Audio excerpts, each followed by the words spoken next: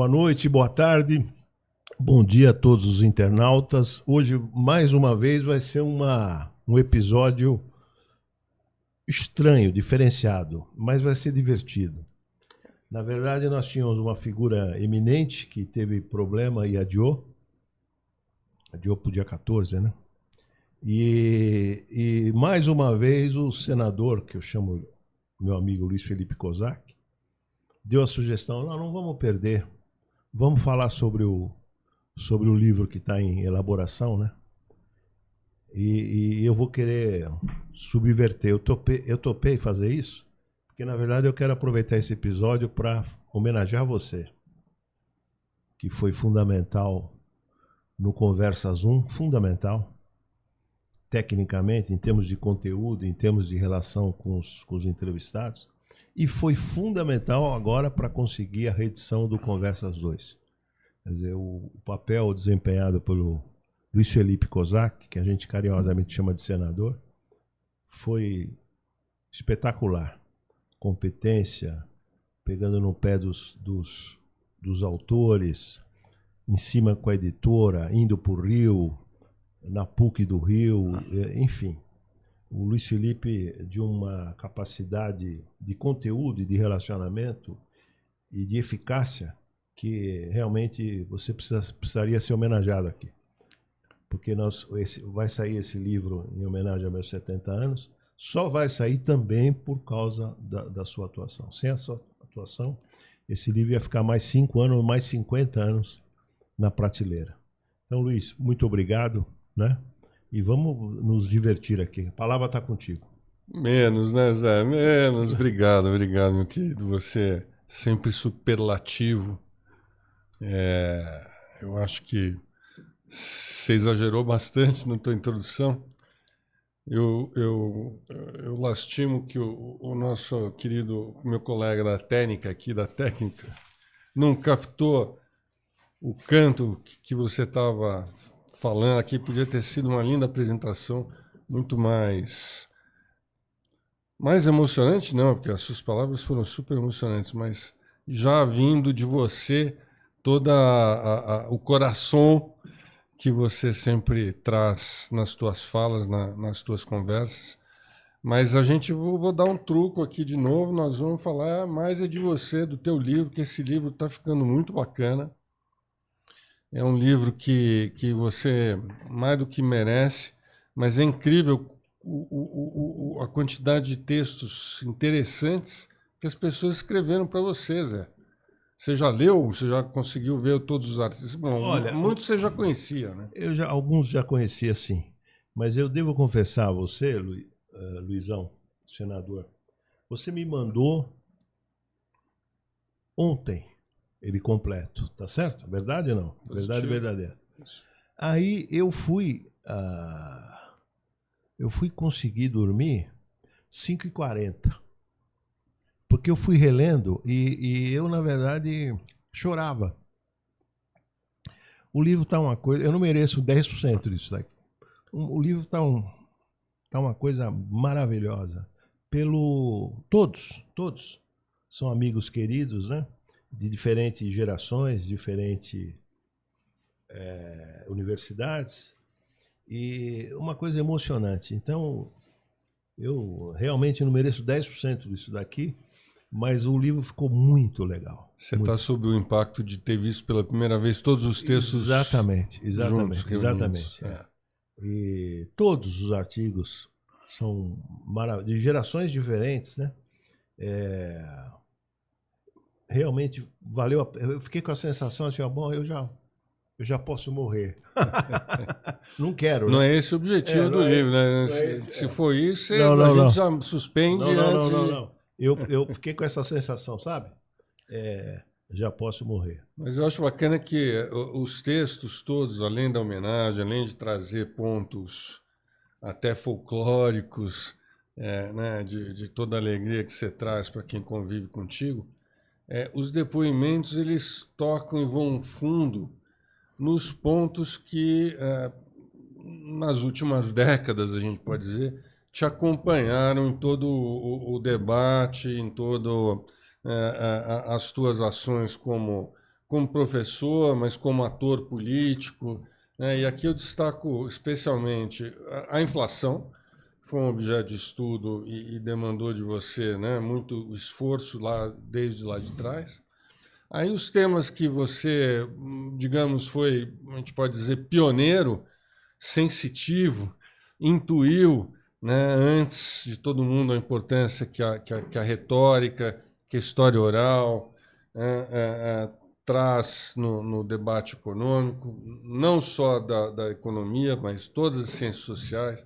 Esse é um outro traço também que aparece, além da inflação, né, além do conversador, toda essa parte, vamos dizer também, metodológica, né?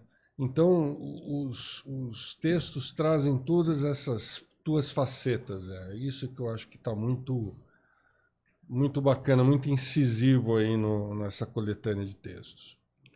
Uma coisa que eu aprendi com o Pércio Ari, que realmente aquele texto do Pércio Ari, a retórica, né, no pensamento econômico, é um divisor, né? É um divisor na abordagem metodológica. E, ok, foi feito junto com a McCloskey, né?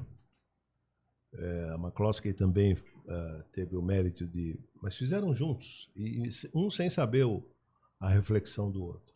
Que, aliás, é bastante comum, não só no pensamento econômico, mas em várias ciências, você sabe disso. Exatamente.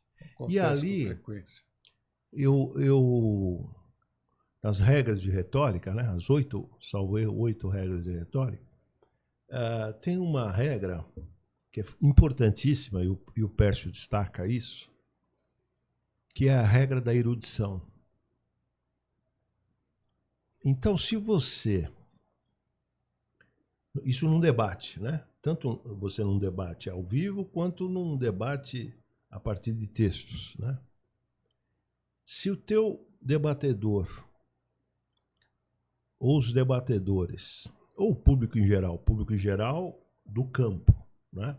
E aí tem um complemento que, se eu esquecer, me chama a atenção, a reflexão sobre o campo científico, que é do Pierre Bourdieu, não é? Que é fundamental você acoplar a discussão sobre retórica, a regra da erudição e a reflexão sobre o campo científico feita pelo Bourdieu. Já vou explicar melhor isso. Então, se eles perceberem que você é erudito no teu campo, você já ganha força no debate. Agora, se o público mais amplo perceber que você é erudito em outros campos, aí você... fica imbatível. Imbatível, invencível, imbatível. Você pode perceber, vamos ficar aqui nos nossos economistas do campo da economia no Brasil. Um grande trunfo do Beluso, erudição, em Keynes e Marx. Um grande trunfo do Delfim, erudição. Um grande trunfo do Pércio, erudição. Do Brescia, erudição. No campo e mais amplo. Então, a regra da erudição é uma regra importantíssima. Mário Henrique Simonsen, para lembrar de mais um. Mário Henrique Simonsen. Agora, você corre o risco, mas você tem que ser erudito mesmo, não uma falsa erudição. Porque a falsa erudição aí destrói, aí o castelo cai, né? Faço uma metáfora aqui com a OGX do Ike, do grupo OGX do Ike Batista. Por quê? Porque o pilar em cima da coisa do petróleo aí destruiu tudo. Na mineração ele era uma potência, né? Então é importantíssima a reflexão sobre retórica e agora do campo. Todo cientista, todo pesquisador, economista e outras áreas, ele quer ser reconhecido, ele quer ser famoso. Mas é um tipo particular de fama. Ele não é a fama de passar no viaduto do chá e olha o Luiz Kozak aí e tal. É um tipo particular de fama. É a fama entre os seus pares. Ele quer ser reconhecido, quer ser famoso, legitimado pelos seus pares. Não importa até que as ideias são diferentes da dele. Não é? Interessante isso. Perfeito. A fama entre os seus pares. É um tipo particular de fama. E fica uma recomendação aqui para os jovens estudantes de economia que estão. O discurso ao receber o prêmio Nobel do Paul Samuelson. Aliás, o título é Procurando a Deusa Prostituta do Êxito. Esse é o título do discurso dele. Ele destaca um pouco isso, né? Então, quando você passa a ser reconhecido no seu campo, isso psicologicamente é importante, relaxa. O cara fica relaxado para fazer outras aventuras, né? Por exemplo, você já vou te dar a palavra, vou citar o caso do nosso André Lara Rezende. Pô, depois do que os meninos fizeram, para falar do Bresser ou do Delfim, né? Esses meninos, se fossem ingleses ou americanos, já teriam ganho o prêmio Nobel, né? Com a reflexão da Larida, né? Proposta Larida. E o próprio Bresser e Nakano foram importantes na reflexão da inflação inercial. Aí permite que o André faça as reflexões mais heterodoxas ainda que vem fazendo, né? Eu não sei se você leu esse Camisa de Força Ideológica, esse último livro dele, né? Então aqui não é um repenso. Só um cara que já está consagrado no seu campo que pode se aventurar a fazer aquelas reflexões. Perdão, você ia falar e eu te interrompi. Não, eu ia só notar que a questão da erudição sempre esteve presente em você e não como regra de retórica, acho que você sempre expressou, e as pessoas que você citou também, acho que elas têm uma erudição que, sim, sem dúvida, vem reforçar o poder de persuasão, vem cumprir aí as regras da boa retórica, e isso aumenta a chance delas, de vocês, né, de todas as pessoas que têm erudição, de serem bem recebidas e compreendidas, nem sempre. E isso vale, quer dizer, não só para a economia, para outros campos, até para uma discussão sobre... Eu vou discutir futebol com você. Futebol brasileiro. Aí eu chego e falo, escuta, meu filho, você leu As Sombras das Chuteiras Imortais?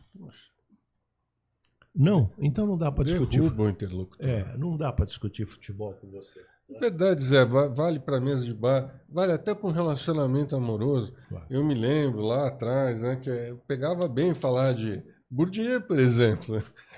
Você estava ali, você mostrava alguma erudição, também tinha melhor chance com as moças, em todos os campos.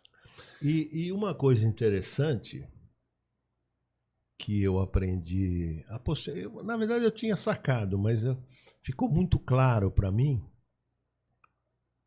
que é a conceituação. Isso, a coisa do conceito e a trama do conceito é fundamental. Filosofia, por exemplo, você pega o que é filosofia, do Gilles Deleuze e Félix Guattari. Se você puder resumir aquele livro maravilhoso numa frase, porque o título do livro é O que é filosofia? A resposta, o resumo. Porque um título sempre é de qualquer livro. Supostamente é o melhor resumo que você pode fazer da obra, de qualquer tema, né? De qualquer programa de pesquisa. Então, o que é filosofia? Filosofia é a trama dos conceitos. Filosofia é a trama dos conceitos. E isso vale, a noção de conceito é fundamental para a filosofia, para a economia, para a sociologia. Você tem que partir de um bom conceito e tramar os conceitos. Claro que aí você vai ter que, no caso da economia, a economia é a trama dos conceitos, mas tem um elemento que joga um papel fundamental, que é o processo histórico, né? E tem uma observação metodológica maravilhosa que eu aprendi com o historiador Fernando Novaes, né? Que qual a diferença entre o economista e o historiador? Você sabe qual que é a diferença entre o economista? Ele procura reconstituir a história, mas ele está preocupado em reconstituir até onde ele possa explicar. Ele reconstitui, deu para explicar? Ok. Já o historiador é o contrário, ele até explica, estou exagerando isso, mas é fundamental, estou exagerando, né? Não, mas é exatamente essa a ideia captada pelo Fernando Novaes. O historiador, ele até pode explicar, mas ele não está preocupado em explicar. Ele usa a explicação para poder reconstituir. O fim último dele é a reconstituição. O fim último do economista é explicar. Ele até reconstitui. Então, muita gente faz crítica à formação econômica do Brasil. A reconstituição tem falhas. Não, mas o Celso Furtado ele tá preocupado em explicar. A reconstituição pode ser um pouco falha? Mas ele não é um historiador. Ele é um economista. É a conceitualização. Interessante isso, né? É muito. Muito interessante. E, bom, aí tem os fatores ideológicos, né? Que um bom cientista social é obrigado a enfrentar. E, de alguma maneira, se proteger ou não. Ou ser até mais aguerrido, né? Vou citar um exemplo de uma proteção ideológica. Até para ficarmos no Furtado, né? Furtado, a tese de doutorado dele na França, sob a orientação do Maurice Bier, que dá subsídios importantes para a formação econômica do Brasil. Lá, a turma cobra que tem o Caio Prado. O Caio Prado está na bibliografia da tese defendida na França, sob a orientação do Maurice Bier. E não aparece Caio Prado no Formação Econômica do Brasil. Ele escondeu. E ele tem a honestidade intelectual. Eu acho que está até no nosso... Na entrevista. Tem um comentário sobre isso. Ele fala de uma forma muito honesta intelectualmente. Falou, olha, eu realmente escondi o Caio Prado porque eu tinha a pretensão de ser policymaker, né? De ser um homem não só de pensamento, mas de ação. Um homem de Estado, de ação governamental. E se eu usasse Caio Prado, um marxista, né? Notório marxista, poderia me prejudicar. Isso está dito lá. É de uma honestidade intelectual. Muito bacana. Né? Mas aí eu queria voltar porque você falou da trama de conceitos. Né? E falou aí da importância... Que é do Gilles Deleuze, né? Quer dizer, essa sacada. Da importância da conceitualização e deu alguns exemplos muito interessantes. Mas quando a gente fala de trama me remete a tecido, né, como as coisas estão entrelaçadas. E me chamou muito a atenção, vendo esses textos todos ao mesmo tempo, como vários autores que te homenageiam olham para esse lado teu de tecelão, de costureiro, de tramar. Você deu um exemplo aqui de juntar economia com história, você pensa sobre os conceitos de forma integrada. Como é que isso aconteceu? Eu sei que não foi deliberado, mas olhando hoje em retrospectiva, como é que você vê esses elementos todos que te são apontados e atribuídos a você com uma qualidade, um ativo, né, uma contribuição, tudo? A questão das conversas misturadas com retórica, sabores de metodologia, mistura das ciências sociais, articulação, integração. Como é que essa sopa toda sai daí desse... Se nós pegarmos, vamos pegar 3 economistas eminentes, né? Quando eu comecei a estudar eles, eu comecei a estudá-los com 16, 17 anos. Um até muito pouco estudado, é um erro na academia brasileira. Na Europa, esse erro não é tão grande. Eu falo do Max Weber. É impressionante que em 95% das graduações em economia no Brasil, não é USP só, GV, o Unicamp ou FRJ, no Brasil, não entra na grade de sociologia entra, claro, mas não entra na grade de economia um autor como Max Weber. Pelo menos o livro Economia e Sociedade. E ali... No nosso tempo entrava, né? Hã? No nosso tempo entrava. Mas nós pegamos aqui o Max Weber, você como eu fizemos graduação em economia e fizemos graduação em administração pública. Você vai ver que nós estudamos... também. Arquitetura também. Você vai ver, Luiz Felipe, que nós estudamos muito mais Weber aqui na EASP do que lá na FEA. Sim. Na FEA você não trava contato. Nas ciências sociais da USP, com certeza, sim. E tem todo o debate metodológico, né? Methodenstreit, que o Weber travou contato. Então, a importância da história, estudar a história a fundo, metodologicamente, e estudar a história mesmo, os processos históricos, para o economista. Então, desde os 16, 17 anos, a importância da história. A importância da sociologia. Bom, isso aí está no... Marx, o que é? Marx é um historiador, é um sociólogo, não é só um economista, né? Marx sacou isso de uma forma inequívoca, né? Então, isso nos grandes, isso está presente. E a coisa da filosofia também, dos conceitos.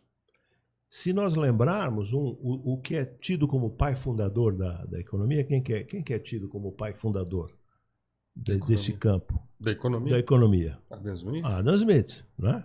Investigação sobre as causas das riquezas das nações. Ok. Mas ele, antes de ser esse Adam Smith economista, ele foi um filósofo, né? Ele foi professor de filosofia moral. Né? Aliás, é um livro que pouco economista lê e teria que ler e ler com capricho, a teoria dos sentimentos morais. Né? Você pega eu sou fã dele até hoje, ele é até um aninho mais novo que eu, e nós fizemos questão, você lembra disso, né? Quando nós apresentamos, fica aqui não como crítica, mas uma homenagem a ela também. Quando nós apresentamos o nome do nosso querido Eduardo Gianetti da Fonseca, eu vou reproduzir aqui, os internautas me perdoem. Puta que pariu, Rego! Vocês estão malucos? Você lembra disso ou não? É verdade ou não? Quando a Conceição, a nossa querida amiga, vocês estão loucos?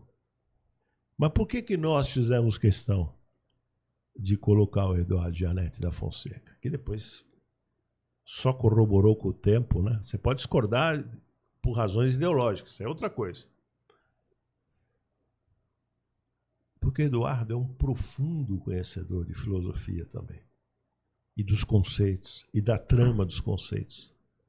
O Eduardo é talvez um dos mais eruditos da nossa geração, né?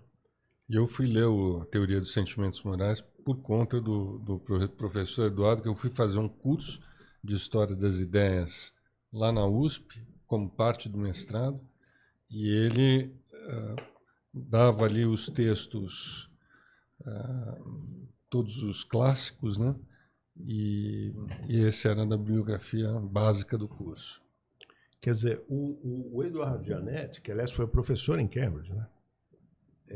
É um dos grandes, né? E nós, eu, você e o Ciro, tivemos aqui nós vamos nos autoelogiar, mas nós tivemos o mérito e essa cara. Não, esse cara tem que estar. Porque qualquer pessoa não teria, naquela altura do Championship, não teria colocado o Eduardo Gianetti da Fonseca naquele hall. No hall em que estava Delfim, Roberto Campos, Furtado, não é? Rangel não entrou porque já havia falecido. Foi exatamente no ano que nós acho que começamos, né? Ele era de 20, faleceu em 94, sim. O Rangel não pôde entrar no livro. Mas foi uma coragem a minha, a sua e do Ciro colocou. E o Eduardo, naquela época, e até hoje, é o único entre os economistas entrevistados que não tinha e não teve, até hoje, passagem pela burocracia do setor público. Por quê? Acho que uma opção... Acho que por opção. Acho que convites não lhe faltaram, oportunidades não lhe faltaram. Ele fez uma escolha política na campanha da Marina, em 2018, se eu não estou equivocado. Não. Ele já antes estava atuando na Marina, né? Mas talvez naquele momento ele e o André Lara Rezende saíram com... Né?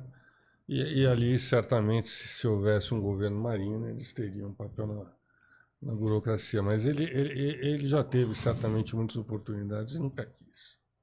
Agora, é interessante você... Nós aqui, lembrando do Eduardo Janete da Fonseca, é possível captar no nosso livro, Luiz Felipe, é possível captar como a nossa sociedade brasileira, é elitizada. Como a nossa renda, a desigualdade é muito grande, a renda é concentrada, o conhecimento é concentrado. Nós acho que já comentamos uma outra ocasião, dos 15 autores que nós selecionamos, que supostamente são os mais importantes economistas brasileiros à época, vivos, né? Poderíamos fazer uma lista de 30 lá, mas nós fizemos 15, né? 13. 3 são primos entre si. Compartilham o mesmo bisavô. Não é impressionante? Você fala, pô, mas isso denota como a sociedade brasileira é elitizada e como a renda é concentrada e como... Não é verdade? Sem dúvida, sem dúvida. Acho que a gente já tinha intuído na época, né, e alguns entrevistados até foram claros a esse respeito, da importância do valor das relações sociais, das tramas, dos grupos autorreferenciados. E você foi um cara que sacou uma autora, você sempre sacava isso, mas você destacou uma autora que é a Elisa... Justamente, eu ia comentar sobre o trabalho dela, né, Elisa Kruger. Maravilhoso o trabalho, fica a referência. Muito interessante, né, porque ela demonstra de uma forma cabal, até com o uso de software que processa aquelas nuvens de palavras, né, ou teias de aranha, e ela mostra como as escolas, algumas escolas de pensamento, algumas academias são completamente feitas por grupos, né? Mostra a relação entre eles. Então é um trabalho demonstrativo, com toda a evidência, de algo que a gente lá atrás intuía, de alguma forma intuía, e que veio junto com aquela novidade que a gente não sabia muito bem como e o que era, mas intuía que os temas de retórica, de história oral, de trama social, que eles tinham algo a explicar, né, sobre a trajetória dos economistas e dos cientistas sociais como um todo no Brasil, né? Então, acho que foi uma época muito profícua que agora a gente resgatou e também está sendo muito, muito legal. Porque eu vou destacar aqui para os nossos internautas, o Luiz Felipe Kozak está conduzindo, estou ajudando ele, mas na verdade o comandante em mais um projeto é a feitura de um livro reunindo artigos importantes sobre o Delfim Neto, né? E está dando um trabalho enorme para você, eu sei disso. E eu acho que a Elisa vai estar lá no livro, né? Sim, ela tem um artigo maravilhoso comparando a trajetória dele com o do Mário Henrique Simons, né? Que durante mais de uma década foram os dois expoentes da burocracia, da inteligência né, acadêmica, econômica e com poder, os czares da economia, né, como se disse, tiveram um poder, uma atuação, né, muito ampla, muito importante e que vale a pena revisitar, reestudar, rememorar, registrar, porque tem muita história importante ali. Eu não lembro agora, senador Luiz Felipe, eu chamo ele de senador. Quando eu falar senador, eu estou falando dele. Luiz Felipe, eu não lembro agora se está nesse livro que você está organizando, eu estou te ajudando, mas você é o organizador maior, se está o artigo do Delfim falando do Mário Henrique, está? Não. Então eu me lembro de eu te dar, porque está num livro que o Coriolano Gato publicou, aliás, pela Fundação Getúlio Vargas. E o Delfim falando do Mário Henrique. Vale a pena. Eu não tive bom, fui aluno do Delfim, indo dezenas de vezes no escritório dele. Eu fui aluno do Delfim, informal. Mas fui aluno formal em 2 cursos do Mário Henrique.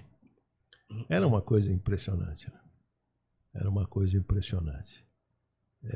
E numa das disciplinas, o meu colega de sala era o Daniel Dantas.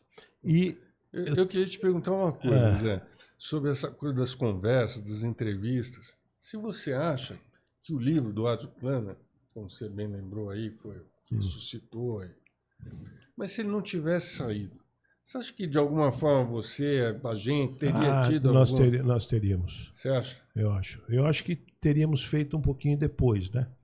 O Átila Klahmer ajudou demais, né? Legitimou, né? Fazer um formato exatamente, você falou tudo.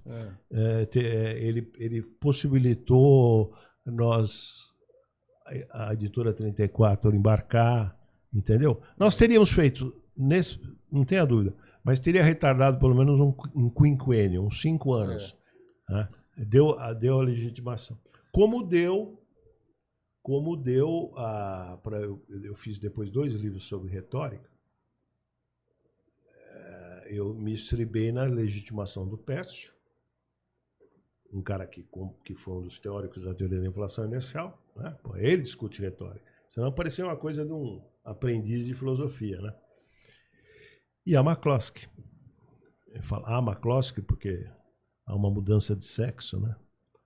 A turma, quando eu comecei coisa de retórica, falou: cuidado que você pode mudar de sexo, né? Aí eu me defendi assim, não, já aconteceu, vocês não sabem, eu era mulher antes.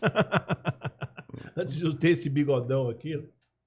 Mas você foi bem observado. Mas eu ia falar uma coisa interessante, que eu, ao estudar economia,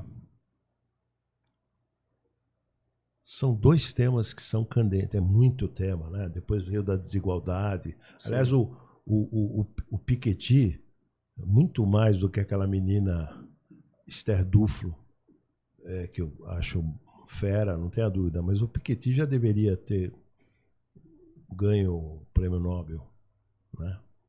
Uma injustiça. Eu acho que a qualquer momento vão corrigir essa injustiça. Mas, fora a questão da distribuição de renda, que é importantíssimo, 2 temas que eu, quando comecei a estudar economia, 16, 17 anos, eu falei que dá samba, o programa de pesquisa da samba. O desenvolvimento, a questão do desenvolvimento e a questão da inflação. Também o tema da distribuição, né? Mas o tema da distribuição é mais complicado, porque você sofre da imprensa, da classe dominante, você é meio escanteado. Veja o que ocorreu com o Paul Singer, por exemplo. É um tema que não, as elites e a classe dominante não dá muito, não lhe damos pelota, entendeu? Agora, o tema da inflação e o tema do desenvolvimento, até o tema do desenvolvimento um pouco menos, porque o grau de autonomia para um país periférico fazer o catching up, o alcançamento é mais complicado. Mas são os 2 temas, né? O que consagrou o Prebisch, o que consagrou o Celso Furtado concordemos ou não com as ideias, o que consagrou o Fernando Henrique foi o tema do desenvolvimento. Mas você estava vivendo aquele turbilhão, a inflação era o tema do momento, né? E gozado. Naquela década.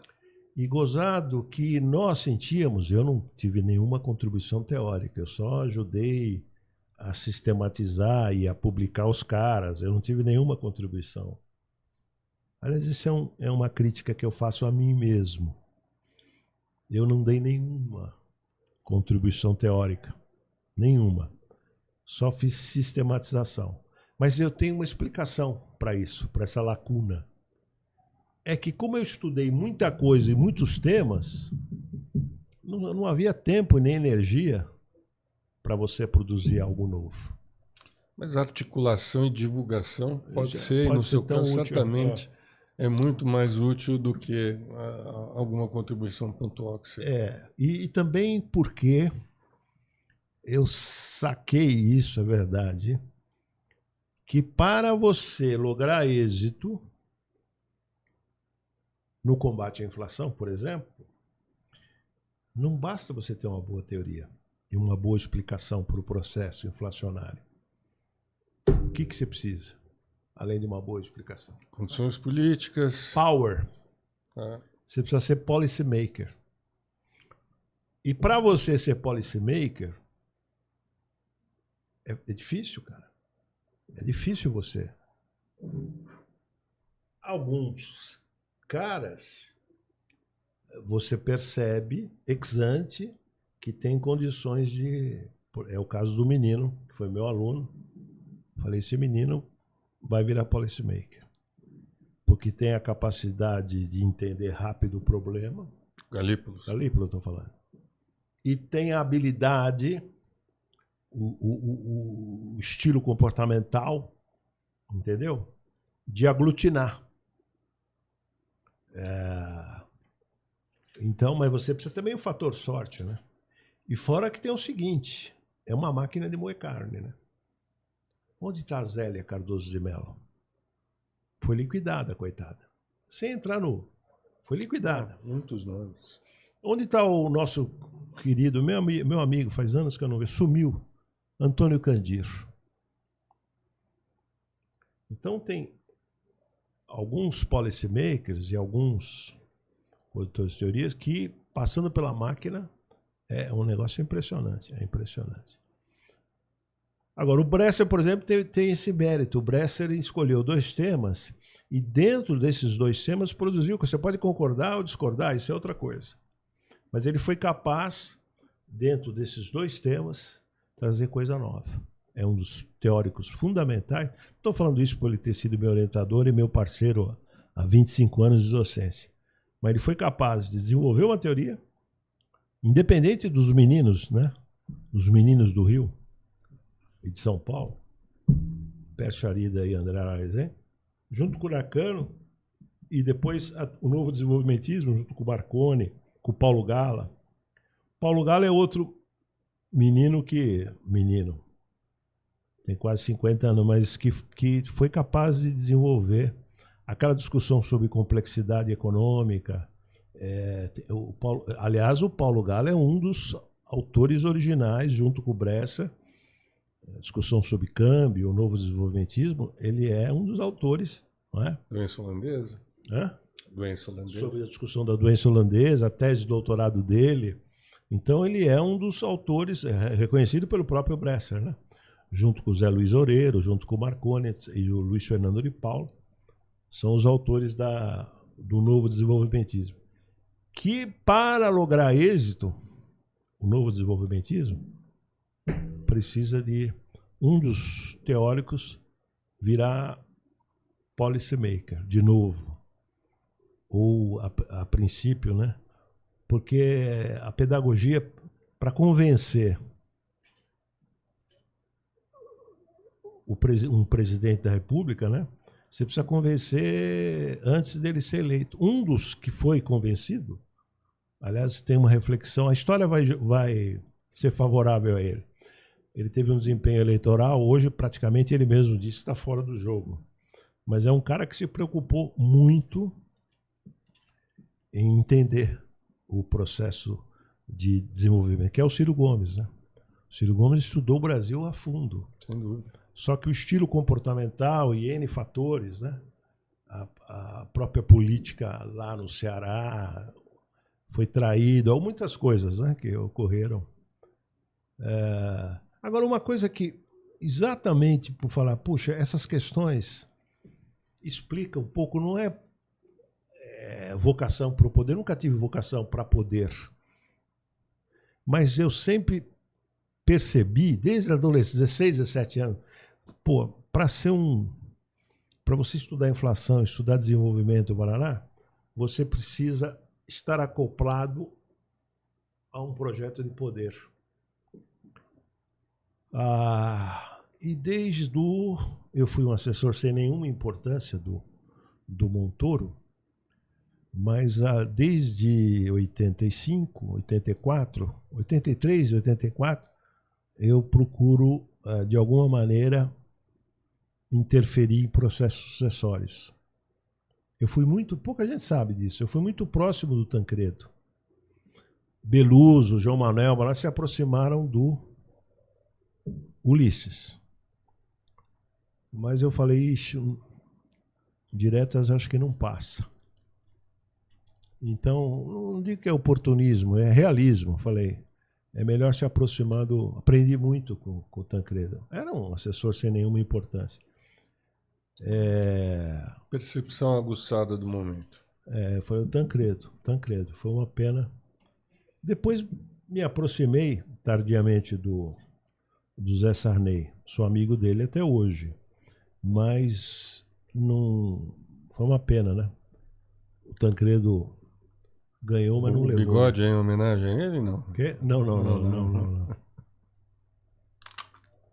Você sabe que a turma faz injustiça ao... O tempo vai julgar. Estou lembrando aqui o Milor, né? O julgamento do Milor em relação ao Sarney é cruel. Mas o tempo e a história vai julgar melhor o Zé Sarney. Já está começando. Tanto do ponto de vista como político, tem seus efeitos, não é isso? Como literato. Mas são duas esferas onde o revisionismo é difícil, hein? Mas se você for parar para pensar, o grande Getúlio Vargas, né? O grande Getúlio. O Getúlio é grande realmente. Mas o Getúlio também não era mole, não, né? Eu estou lembrando aqui que está aliás, um livro que recomendamos aqui para os jovens, né? Para estudar. O Brasil você pode estudar pela cabeça, pelas teorias, né? Ou pelos intestinos. E de intestino, essas coisas, até o meu sobrenome Rego, né? Você pode conhecer, desculpa a expressão vulgar, você pode conhecer o Brasil pelos intestinos, né? E uma forma de conhecer o Brasil pelos intestinos é o livro Chateau, o Rei do Brasil, né? Do Fernando Moraes. Maravilhoso. Um livro maravilhoso. Francisco de Assis Chateaubriand Bandeira de Melo, fundador do MASP, aliás, o Museu de Arte de São Paulo tem o nome dele, Francisco de Assis Chateaubriand Bandeira de Melo. E tá lá, o que eu vou falar agora, tá lá. É tão forte, mas está lá reproduzido. Um episódio maravilhoso que mostra a personalidade dos dois, né? Getúlio se suicidou, né?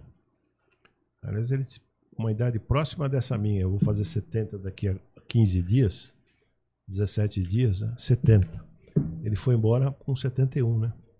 Tiro no peito. E o Chateaubriand estava no escritório dele. Getúlio se matou. Ele tinha uma relação de amor e ódio com... Eu já comentei isso com você, né? Já comentei. Mas fica para os nossos internautas. Acho que vale a pena. Aí, putz, como é que quem avisa ele trancado no gabinete dele? Não tinha... acho que ele estava sem o celular nesse dia. E 3 assessores, mais um quarto pessoa, que era um office boy, que é o ator Lima Duarte, que está vivo ainda. Teu pai é ator, né?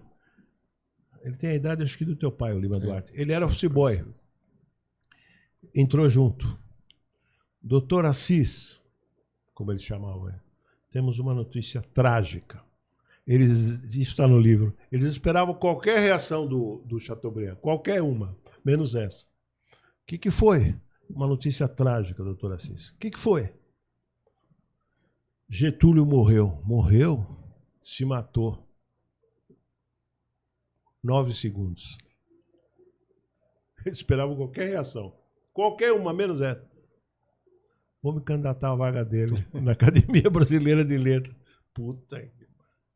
E aí tem lá, no obituário, que no dia seguinte ele escreveu, Getúlio, termina assim, tá lá reproduzido o artigo no livro, Chateau Rei do Brasil. No fundo, ele era um canalha igual a mim. E ele ocupou a cadeira que era do Getúlio? Ocupou. Você sabe que a Academia Brasileira de Letras, ainda, todas as críticas, né, que se fazem a ela, ainda exerce um fascínio hoje. E exerce um fascínio para nós economistas. Bom, lá, você pode dizer com propriedade isso, né, Zé? Por quê?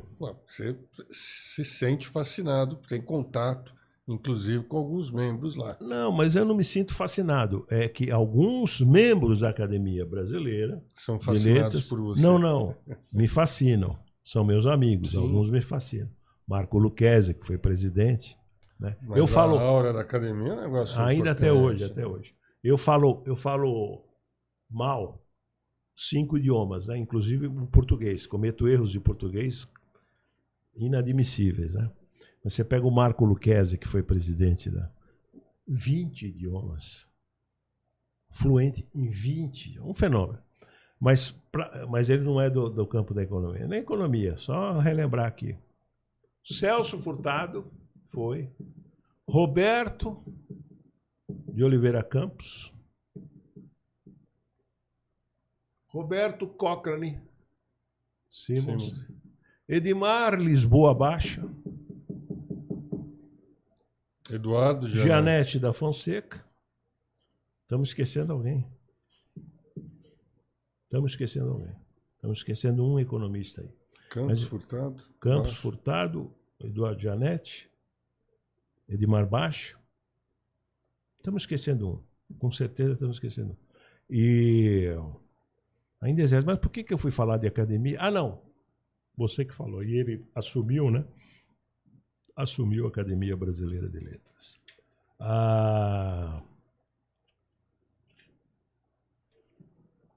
O Baixa teve um papel importante, né?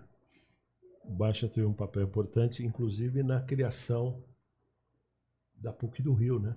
Sem dúvida. Porque ele sentiu que lá na... Aliás, ele fala.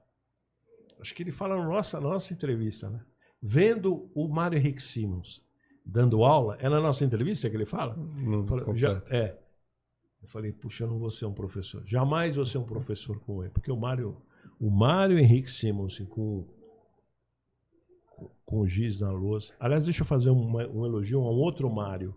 Aliás, é um Mário que eu acabei trombando. E é um Mário que com giz na lousa, que professor maravilhoso.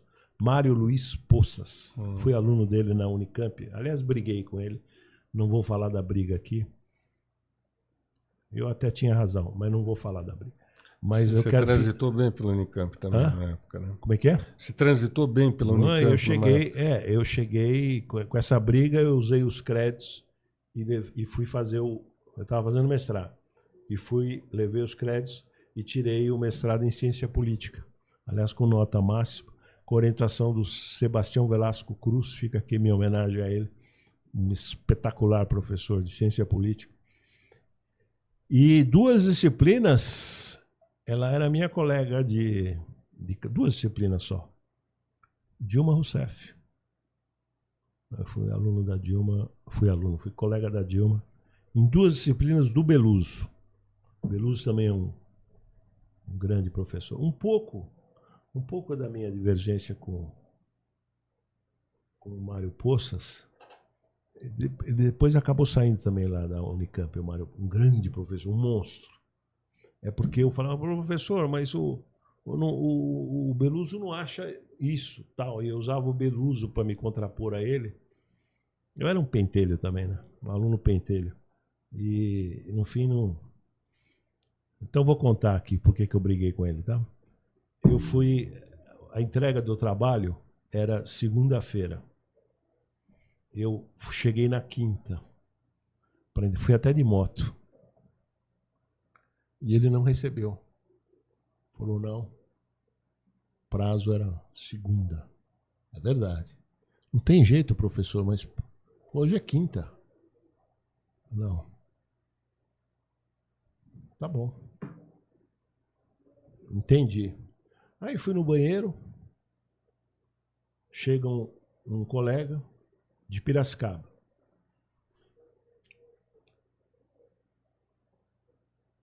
Você por aqui e tal. Vim entregar o trabalho do Mário Poças. Ah, que legal. E ele recebeu? Recebeu. Ah, você não imagina o que eu fiz, né? Que eu sou bem cordial, mas eu sou meio animalesco. E aí acabei. Mas fica a minha homenagem ao Mário Luiz Poças, uma baita no professor. Aí saí do. Mas usei os créditos no iFish, né? Por que eu entrei nisso? Eu nem sei por que eu entrei nessa. Mas eu queria destacar, Luizão, na verdade, pessoal, isso aqui é tudo de improviso. O nosso entrevistado, na verdade, faltou. E eu falei, não, vamos fazer, porque eu queria homenagear o Luiz Felipe Kozak. E ele agora está invertendo, ele está dando um truque. Está subvertendo aqui, está querendo homenagear a minha. Mas deixa eu fazer uma pergunta que... Deixa eu, antes de você fazer a sua pergunta, senão eu vou esquecer. Eu trouxe um presente para você. Aliás, dois. Você tá aí com a obra do... Não precisa mostrar para os internautas, né? Isso aí é só para dar uma legitimidade. Isso aqui é o que eu fiz de ontem para hoje. Isso aqui não é uma falha, não. Isso aqui é como se fosse um cavalo marinho, tá? Achou bonito? Lindo. Mostra. É um presente para mim essa obra de arte? É um presente para você, E onde mostra? É lá? Aqui? Aqui? Essa câmera? Aqui, Luiz. Aqui, senador. E ela tem um lado assim? É o lado que você colocar. Que lhe aprouver. Aqui, Luizão. Aqui, ó. Sim, tô mostrando aqui, ó. Mas ela fica de pé, não assim. Assim? Assim, ou, se você quiser virar. E eu vou te dar uma. Hã? Maravilha, muito obrigado. Falta eu depois assinar, tá? E eu vou te dar uma. Mais? Vou te dar outra. Que essa aqui vale uns 5... Não, 5 eu não digo, mas uns 3 milhões e 500... 3 milhões de reais. Essa falta pintar aqui, mas eu pinto ainda no final, depois do coisa, que eu a tinta tá trouxe aqui. Caneta? Não é caneta, tá aqui, ó. Ah, é um esmalte. No final, antes de ir embora. Mostra pra turma. É aquela banana lá que foi vendida. Não, isso tudo depois para dizer o seguinte, o que é o fenômeno da arte, né? Maurizio Cattelan, né? O italiano, né? Que o japonês comeu. Vira. É uma banana com fita adesiva na parede. Olha lá, mostra lá. Só que essa tua vai durar, a outra não, né? A banana apodrece, né? Interessante isso aqui. Isso aqui é a originalidade da cópia, né? É uma cópia, mas fica... Deve valer. Se a outra valia 35... 5 minutos? Tá bom. O Luizinho, ó, me dá 7. 7 minutos, pode ser? 7 minutos dá para contar um monte de mentira ainda. Tem um cara que a gente deveria, de alguma maneira, falar dele. Acho que já até falamos. Que ficou meu amigo. Foi importantíssimo para mim. Que é o Inácio Rangel. Inácio Rangel. Depois, em vida, eu e o Bresser conseguimos, e o Armen Mamigonian, conseguimos fazer um livro. Isso eu vou me redimir junto com você, porque esse livro sobre o Delfim é você e eu, né? Fazendo. Eu vou me redimir agora, tardiamente. Mas eu sempre gostei de homenagear os economistas que me influenciaram em vida. Então, nós fizemos em vida uma homenagem ao... Esse livro, na verdade, quando saiu, ele já tinha morrido. Mas eu e o Bresser fizemos um artigo... Rangel, o mestre da economia brasileira, em vida. Fizemos um livro para o Furtado, A Grande Esperança em Celso Furtado. E o Nakano e eu e a Lilian Furquim fizemos, nos 70 anos do Bresser, Em Busca do Novo. Um livro muito legal, em homenagem aos 70 anos do Bresser. Então, homenagem se faz em vida, né? E você também, junto com o professor Otaviano na São Francisco, também organizaram uma homenagem aos 90 anos do Bresser. Não foi aos 90. Foi de 60 de docência. De docência. Fizemos sim. Aliás, o Otaviano é um grande cara. Conhece da área do direito, mas conhece muito de economia. E é orientador do... É um craque na minha área, né, de seguro. Na área de seguro, um craque. E é orientador de um menino que hoje, infelizmente, não está aqui, que ele está em Minas, que é o Caio Zanin. Orientador dele. Caio Zanin Vieira. Caio Zanin Vieira, um menino que vai dar o que falar. Inteligentíssimo, excelente pessoa e muito culto. Impressionante, 30 anos. Muito culto, muito culto. Você ia falar e eu duas coisinhas que eu ia falar assim.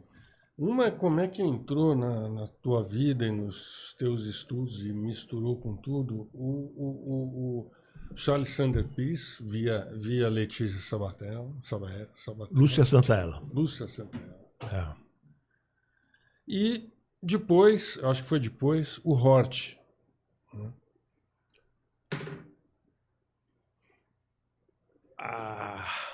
Mas tem muito pouco tempo para responder, tem que ser abreviar. Eu vou abreviar. Eu fiz assim porque você me impactou agora, porque a importância do Hort para mim é uma coisa... Fiquei amigo dele depois. Fiquei amigo dele. De trocar... Aliás, é uma coisa que podia pôr... Eu tenho trocas de e-mails com o Hort. Puta, um cara maravilhoso. E a Santaella é uma coisa impressionante. Eu devia homenagear mais a Santaella. Santaella é uma força da natureza. A importância da Santaella para a PUC, que eu fiz o doutorado em comunicação e semiótica, sob a orientação dela. E eu devia ter pago mais tributos, né? Porque a Santaella foi importantíssima. Com a Santaella aprendemos Charles Sanders Peirce. O pragmatismo norte-americano. Essa é a veia principal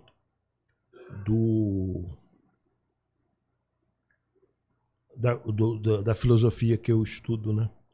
O pragmatismo norte-americano. É um veio que ainda... É uma bananeira que ainda dá muito cacho. John Dewey.